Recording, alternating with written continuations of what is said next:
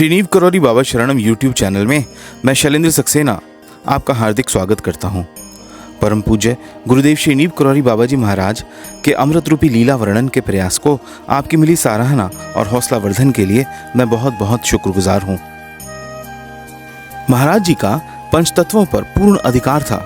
वे अपनी इच्छा शक्ति से क्षण मात्र में अपने को किसी रूप और वेश में व्यक्त कर सकते थे। जब अपने सामान्य रूप में ही उनकी वास्तविकता नहीं जानी जा सकी तो इन विभिन्न रूपों में उन्हें कौन पहचान सकता। केवल प्रासंगिक निष्कर्ष से या विशेष परिस्थितियों में जब बात आगे आ जाती तो वे जाने जाते, या तब जब लोगों को अपने इष्ट देव के दर्शन उनमें होते।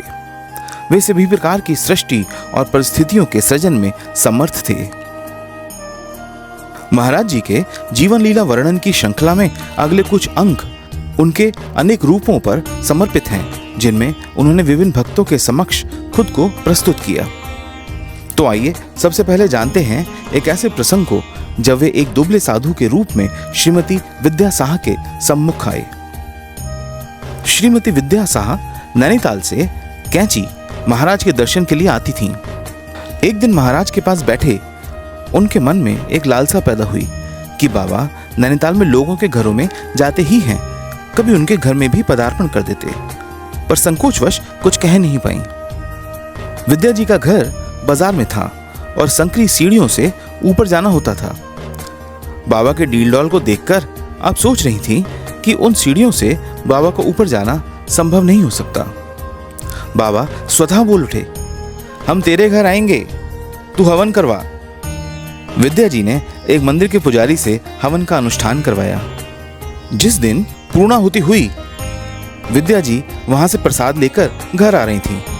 रास्ते में एक दुबला साधु उनके पीछे पीछे ही चलता रहा। इससे आपको कुछ मानसिक परेशानी हुई, पर उस साधु से कह भी क्या सकती थीं। घर आने पर विद्या जी पीछे के रास्ते, जो कि एक पंजाबी परिवार के घर से होकर जाता था, ऊपर कोठे पर चली गईं।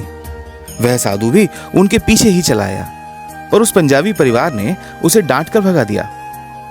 आपकी समझ में नहीं आया कि वह इस तरह आपका पीछा क्यों कर रहा था। इस घटना के कई महीने बाद बाबा के पास बैठे आपके मन में यह विचार आया कि बाबा ने एक बार आपके घर आने की बात कही थी और आपने उनके कहने के अनुसार यज्ञ भी करवाया, पर वे आए नहीं।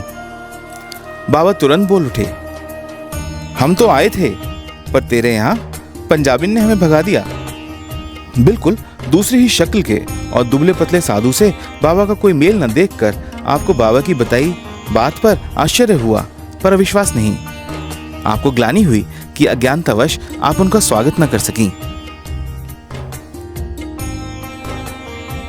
महाराज जी के अनेक रूपों पर आधारित इस अंक में अगला प्रसंग है जब वे श्रीमती गुरुप्रिया के समक्ष पाषाण देवी के पुजारी के रूप में प्रस्तुत हुए। उस दिन एकादशी थी। श्रीमती गुरुप्रिया नैनीताल में अपने घर से मंदिर दर्शन हेतु जा रही थीं। रास्ते में उन्हें पाषाण देवी के पुजारी जी दिखाई दिए। एकाएक उनके मन में विचार आया कि एकादशी का सीधा उन्हीं को दे दिया जाए। इस कारण आप उन्हें घर लिवा लाईं। पंडित जी ने सीधा न लेकर बना भोजन खाने की इच्छा व्यक्त की। आपने उन्हें बैठने को आसन दिया और रसोई घर से एक थाल में भोजन लगा कर लाईं और उनसे प्रसाद पाने का आग्रह किया। खाते खाते पंडित जी की दृष्टि सामने टंगी महाराज जी की एक फोटो पर गई और वे बोल उठे, यह आपने किस पाखंडी की फोटो टांग रखी है। पंडित जी की इस बात से गुरुप्रिया जी के दिल को बहुत बड़ी चोट पहुंची और वे मन ही मन उनसे नाराज हो गईं। उन्होंने निश्चय किया था कि भोजन के बाद आप पंडित जी को 10 रुपए दक्षिणा में देंगी, पर इस आघात के कारण आपने अपना विचार बदल लिया। अब आपने केवल 1 रुपए देने का निश्चय किया। आपके बक्से में उस समय एक 10 रुपए का नोट था और दूसरा था 1 रुपए का। जब पंडित जी भोजन कर चुके तो आपने उन्हें 1 रुपए का नोट देकर विदा किया। इसके बाद आप लीला माई के घर गईं, जहां बाबा ठहरे हुए थे। बाबा उस दिन सवेरे से ही अपने को कमरे में बंद किए अकेले बैठे थे। उनके भोग की घर में तैयारी हो रही थी। भोग के समय गुरुप्रिया जी भी वहां उपस्थित हो गईं। बाबा ने थोड़ा सा भोजन किया और सब छोड़ दिया।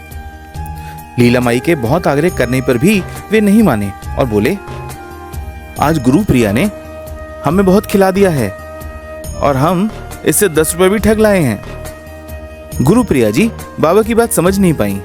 उन्होंने पंडित जी को भोजन कराया था, बाबा को नहीं, और उन्होंने 1 रुपए दक्षिणा दी थी, ना कि 10 रुपए। उन्होंने अनुमान लगाया कि बाबा की बात का तात्पर्य केवल ब्राह्मण को दी दक्षिणा से है।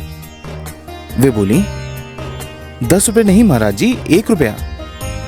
बाबा ने तुरंत अपने कंबल से वही नया 10 रुपए का नोट निकालकर उन्हें दिखाया। गुरुप्रिया जी को विश्वास नहीं हुआ। लौटकर घर आने पर आपने अपना बक्सा खोलकर देखा। वहां केवल 1 रुपए का नोट पड़ा था, 10 का नहीं। बाबा को पाखंडी कहने वाले वे पंडित जी कौन थे? स्वयं महाराज जी। मुझे यकीन है कि महाराज जी के अनेक रूपों के ऊपर समर्पित यह अंक आपको पसंद आया होगा। कृपया इस वीडियो को लाइक और शेयर करें ताकि यह दूसरे गुरु प्रेमी भक्तों तक पहुंच सके। परम पूज्य गुरुदेव श्री नीव कोरारी बाबा जी महाराज के ऊपर इसी तरह आधारित सभी वीडियोस आपको तुरंत पहुंच सकें, इसलिए हमारे YouTube चैनल श्री नीव कोरारी बाबा शरणम को अवश्य सब्सक्राइब करें। जय महाराज जी।